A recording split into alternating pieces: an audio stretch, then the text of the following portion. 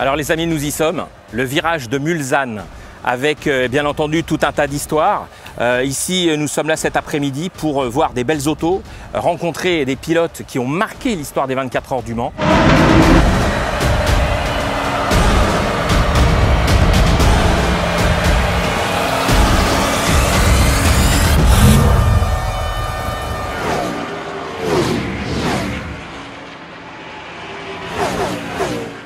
Georges et Lugoin, vous nous faites l'amitié de répondre à quelques questions.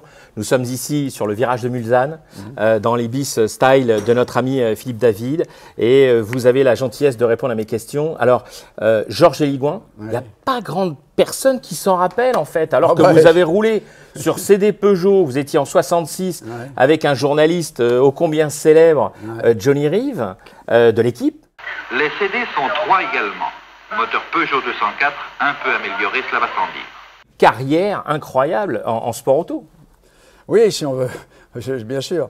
Un peu par rapport à des amis comme Jean-Pierre Beltoise ou bien d'autres. Je pense à lui parce que je l'ai connu dès le début par le biais de Gérard Leroux, qui avait pas mal couru pour les, avant les DB. Une marque qui était à Joinville-le-Pont. C'est les Panhard. C'était les Panhard, oui. Ouais, il a couru chez les Panhard. Et j'ai conduit comme ça Jean-Pierre Beltoise et puis François Sever. François Sever, qui a été mon élève au circuit Bugatti. Il a fait un stage accéléré avec son ami. Ça a duré à peine 3-4 jours. Habituellement, c'est allé sur un mois ou deux. Non, ils n'ont pas pu. Alors donc, bon, on s'est arrangé avec André de Cortance pour qu'il soit là. Et je me souviens bien de François à côté de moi dans la Lotus. Il avait un pilotage clair, net. Voilà, on n'était pas à la limite parce que on était élèves, quoi. C'était encore un élève.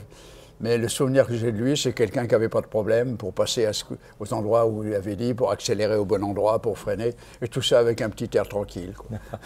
Je ne serais jamais douté que ça deviendrait... Le François Sever. Ouais, j'aurais pu m'en douter, bien sûr, mais... Bon, a priori, comme ça, mais c'est le souvenir que j'ai de lui. Et j'ai le souvenir de l'avoir vu ensuite au Grand Prix de Clermont-Ferrand. À Charade, à Charade. Et là, j'ai été le voir et je lui ai dit, tu te rappelles, François, quand tu étais sur le bord de la piste, tu n'avais pas très chaud quand tu voyais les autres passer, c'était au mois de février, je crois. Puis après, tu montais dans la Lotus. Et oui, il me dit, oui. Et puis maintenant, tu te rends compte, tu montes dans une F1. Ah, bah ouais. Alors ça l'a fait rire, ça l'a relaxé un petit peu. Puis il a pris le départ, quelques temps après. Alors, parlons de 24 heures du Mans. 66, la CD Peugeot. Parlez-moi un peu de cette aventure incroyable.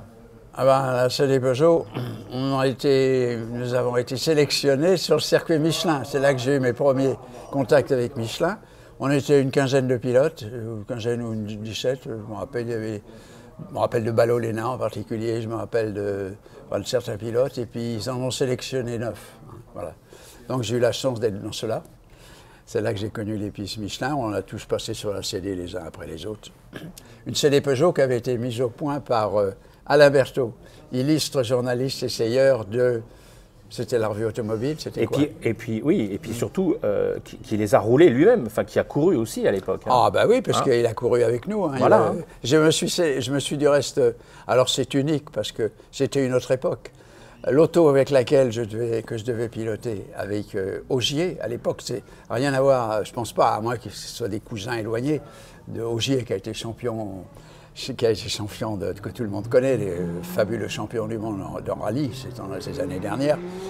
Et l'auto, quelques kilomètres avant Le Mans, l'équipe s'est arrêtée, les autos étaient sur les remorques, et les deux mécaniciens qui s'occupaient de ma voiture, les deux techniciens, ont failli s'étrangler parce que on leur a dit, il faut vite que vous finissiez.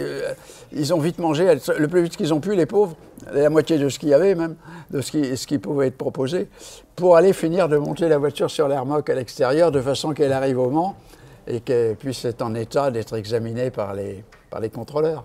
Alors expliquez-nous comment ça s'est passé cette course. On est en 66. On sait qu'il y a l'armada Ford qui est là et qui fait beaucoup parler d'elle. Chez Ford, la force de frappe, ce sont les 8 MK2 servis par un personnel et un outillage exceptionnel. Monsieur Henry Ford est confiant, il a de solides raisons pour cela. Les Ferrari qui sont un peu fébriles, est-ce qu'on va réussir? Les P3. Les fameuses P3. Avec Scarfiotti. Exactement. Et vous, au milieu de cette énorme bagarre, en fait? Ah, nous derrière, oui, plutôt. Mais enfin, bon, on se retrouvait au milieu quand ils nous rattrapaient. Ouais, ben non. Alors, l'auto n'était pas au point parce que le moteur était extraordinaire. On avait un petit moteur Peugeot et l'auto allait devenir une superbe voiture de compétition qui avait été pensée par Charles Deutsch et Robert Soulet, qui avait le meilleur CX du Mans, s'il vous plaît. Je me souviens, CX15, ce qui lui permettait de taper dans la ligne droite le 250 et de dépasser les petites Alpines. Les petites Alpines 1300, qui étaient nos rivales. Bien sûr, bien sûr. Et ça, c'était une grande joie pour Soulet, quoi. Bien sûr, parce que c'était une façon de réussir. Mais alors, par contre, il y avait encore à faire des réglages les angles de carrossage et surtout l'angle de la chasse. Oui, la chasse, vous disiez que c'était la chasse. Ouais, la chasse avait était pas dans le bon angle et la voiture n'avait aucun rappel. C'est-à-dire que dès que vous surveilliez un tout petit peu, vous n'aviez plus rien dans le volant. Et hop, la toupie. Okay. Alors, c'était gênant pour ceux qui étaient habitués à piloter des Gordini ou des Alpines, parce qu'avec ça, on se mettait en travers et puis on revenait. Hein. Là, j'ai vu quelquefois Mauro Bianchi nous faire des démonstrations. Il partait, hop, à gauche, à droite, et voilà. Il n'était pas question avec la CD. Ah non, et c'est pour ça qu'Ogier a tapé aux essais. À Arnage, il a fait un tête à queue, il était tapé dans les fascines, parce qu'il y avait des fascines partout à l'époque. Et les deux dérives étant détruites, Robert Soulet a dit on n'a pas le temps d'en remettre deux dans la nuit, c'était la veille du départ, donc on va la tronquer et Georges, je te mettrai derrière un petit volet parce que le problème de son auto, il avait un tel CX, il dit tu vois c'est le principe de la goutte d'eau, il y a des arrondis partout, donc à grande vitesse tu fais du lacet long parce que la voiture elle n'a pas de direction. Hein, elle a une direction mais elle a tendance à faire du lacet long parce qu'elle n'a pas d'appui, c'est rond partout. Donc il dit tire un peu moins vite dans la ligne droite, par contre ça va un peu écraser l'arrière, donc tu feras moins de lacet. Bon, le lacet ne me gênait absolument pas, c'était vraiment dans la ligne droite que je me rendais compte, c'était insignifiant, c'était sur 500 ou 600 mètres, c'était pas grave du tout, quoi. Voilà, donc le problème, c'est ce que je vous ai dit tout à l'heure, la boîte de vitesse n'était pas au point, c'était une boîte artisanale, c'était pas une Hewland qui avait, une Hewland, oui, les boîtes Hewland, c'est célèbre, bien sûr. C'est très au point. Et donc, c'était pas ça. Et quand j'ai fait l'essai sur la route d'Alençon, quand la voiture a été montée, je me suis qualifié avec la voiture d'Alain Berthaud, puisque c'était les mêmes. Et il me dit, tu veux pas faire un petit tour avec? J'ai dit, si tu veux. On a fait un petit tour sur la route d'Alençon, j'ai fait une petite pointe à 160. Puis j'ai dit, écoute, on va plutôt regarder le soleil, il est superbe, tu vois, il y a un beau coucher de soleil. Alors il s'est marré, et puis il a dit, oui, d'accord. Mais seulement dans la nuit, il a été prévenir le mécanicien. J'avais un Z pour passer de la première à la seconde, au lieu qu'elles soient bien en face l'une de l'autre. Pour trouver la seconde, il fallait faire un Z et on l'a trouvé là. Il ne m'a pas prévenu, ils ne m'ont pas prévenu que dans la nuit, le mécanicien, par conscience, est venu et les a réalignés. Ah oui. C'est bien que quand j'ai pris le départ, j'ai pris un très bon départ. Vous avez cherché cette 2. J'arrive dans le tertre rouge, je veux passer la 2, je suis dans le vide. J'avais plus rien. Et comme l'auto était une vraie toupie, en une fraction de seconde, j'ai vu la catastrophe. J'ai dit, je vais partir en tourbillon au milieu des autres autos, ça va être une hécatombe, ça va être une horreur. Et non, j'ai braqué à fond, j'ai contre-braqué à fond, elle est passée. J'ai dit, ouf. Et après, je suis arrivé dans la ligne droite des Hunaudières. J'étais au-dessus de 200, bien sûr. Dans la ligne droite des Hunaudières, l'impression est fantastique. À 300 à l'heure de dos, les bolides donnent l'impression de fondre comme un glaçon sur une plaque chauffante. Et quand je prenais la ligne droite, quand je suis arrivé dans la grande courbe, il n'y avait pas de ralentisseur à l'époque, et bien là, je suis passé à 2 mètres, comme disent les Anglais, du clipping point. Et là, c'était grave. Je suis à 2-3 mètres, parce que je dis à la sortie, j'ai réalisé tout de suite, la sortie, ça va être grave. En effet, je suis sorti hors du bitume, j'ai roulé dans la terre au ras des fascines, je voyais les fascines qui défilaient, je vais me les payer, non. J'ai réaccéléré à fond. Pas mal de poussière derrière, j'ai vu ça dans le rétro, et parce que je surveillais toujours derrière, parce que les grosses bêtes arrivent derrière nous.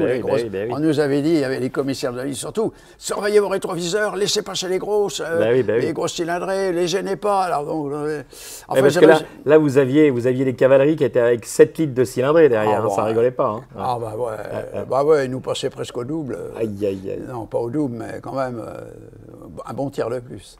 Oui, oui, par exemple, dans cette trajet... Non, le danger, c'était ça le danger du Mans. D'abord, la route n'était pas très large, c'était des fascines partout, il y avait beaucoup d'arbres, presque pas de rails, et la grosse différence de vitesse entre les voitures, il était là le danger. Et puis avec une route pas très large quand même. Si bien quand on se trouvait sur la trajectoire d'une voiture beaucoup plus rapide que nous, on le gênait. On le gênait, et s'il était à la limite, il avait du mal à sortir de sa trajectoire, il ne pouvait pas sortir de sa trajectoire. Donc avant de s'engager dans une trajectoire, il fallait toujours regarder dans son rétro si on n'avait pas une grosse bête qui arrivait derrière nous avec 50 ou 70 km de plus, quoi. Ah voilà, c'était le danger.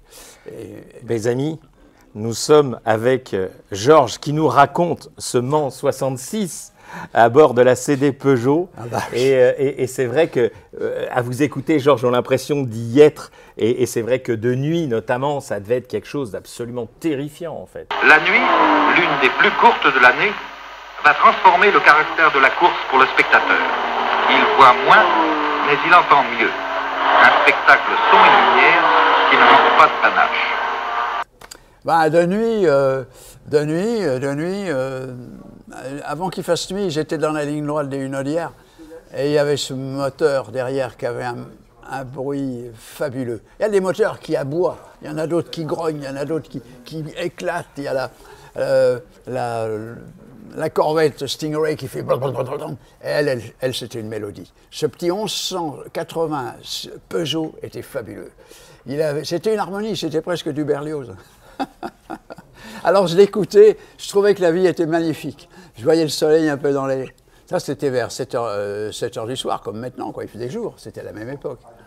Je voyais le soleil qui scintillait une fraction de seconde. Hein. C'était mon moment de poésie, quoi. Je me disais, c'est vraiment fabuleux la course.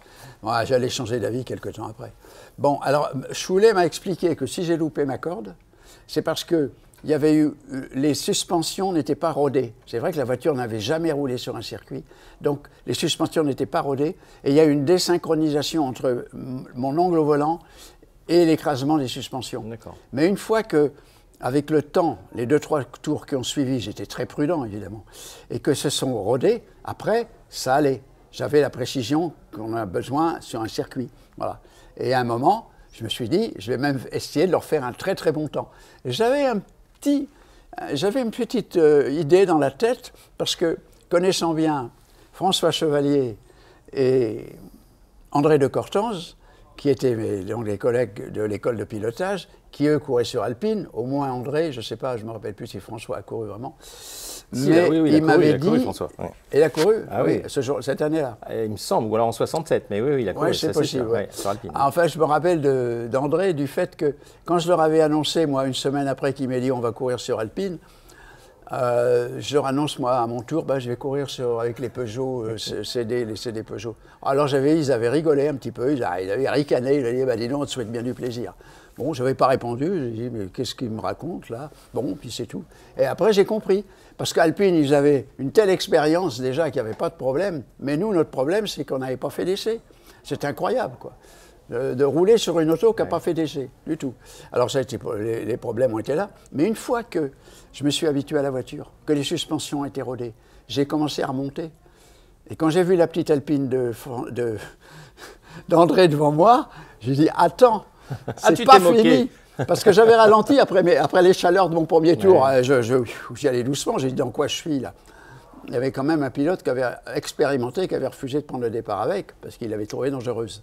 Bon, eh bien, là, je suis revenu derrière André, et à la sortie du tertre rouge, je me suis mis derrière lui, à l'accélération, à l'aspiration, je l'ai passé.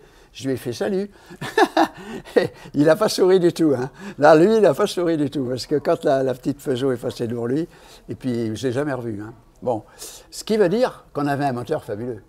C'est pour ça que je dis ça. Bon, puis par rapport à André, il aurait été à ma place dans ma voiture, c'est lui qui serait passé devant. Hein. Je ne sais pas parce que je dis que j'étais supérieur à André, bien sûr. Non, non. C'est ma voiture qui marchait très bien à ce moment-là. Et le petit moteur, il était fabuleux. Plus le CX que Robert Choulet avait fait. Voilà, et puis malheureusement, à un moment, j'ai dit je vais leur faire un temps pour qu'ils soient contents. Et pendant un moment, j'ai donc piloté, je me suis lancé sur un tour.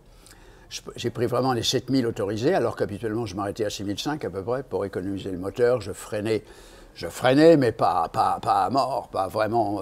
J'écrasais pas vraiment les freins, tandis que là, j'ai freiné comme en course de vitesse, comme dans une monoplace. Et Robert Choulet m'a dit, Georges, tu as fait le meilleur temps. J'étais fier, surtout le meilleur temps devant les Alpines. C'est ça qui me plaisait beaucoup. Alors, mon partenaire, cet illustre... Moi, je me souviens, journaliste, Johnny Reeve. Johnny Reeve oui. a déclaré que c'était lui qui l'avait fait. Alors, je ne sais pas, il faut vérifier. Mais moi, c'est Robert Choulet qui m'a dit « Georges, tu as fait le meilleur temps ». Alors, je tiens ça de Robert Choulet. Mais que ce soit lui ou moi, c'est pas grave. C'était une équipe. On est une équipe et on était passé devant nos rivaux, c'est ce qui comptait. Parce que... Juste un petit coucou à Johnny Reeve qui verra sans doute cette image-là, ces images-là. Donc, bien sûr, Johnny, vous avez un droit de réponse, cela va sans dire. Alors, il faut vérifier. Alors, j'en ai reparlé il y a quelques années à Robert Choulet, je suis toujours en relation avec lui, qui fait maintenant gagner les Toyota, oui. Là-bas en Allemagne. Et il m'a dit, il faudra que je regarde dans mes papiers, je ne me souviens plus, mais je lui ai dit, je vous l'ai dit, ah ben si je vous l'ai dit, c'est que c'est vrai. Ah bon, ben, mais enfin, on peut encore vérifier, hein, c'est possible. En tout cas, un grand merci Georges, d'avoir répondu à nos petites questions et de nous avoir fait vivre ces 24 heures du Mans 66 depuis le baquet de la CD Peugeot avec laquelle vous avez réussi à gratter les Alpines. Voilà, avec tout le respect que je leur dois. Parce que ce sont des voitures fabuleuses. J'ai eu l'occasion de faire beaucoup d'essais neige avec les Alpines de Redélé pour le Monte-Carlo et c'était comme ça. Hein. Ah ouais. Un grand merci Georges. Ben, je vous en prie.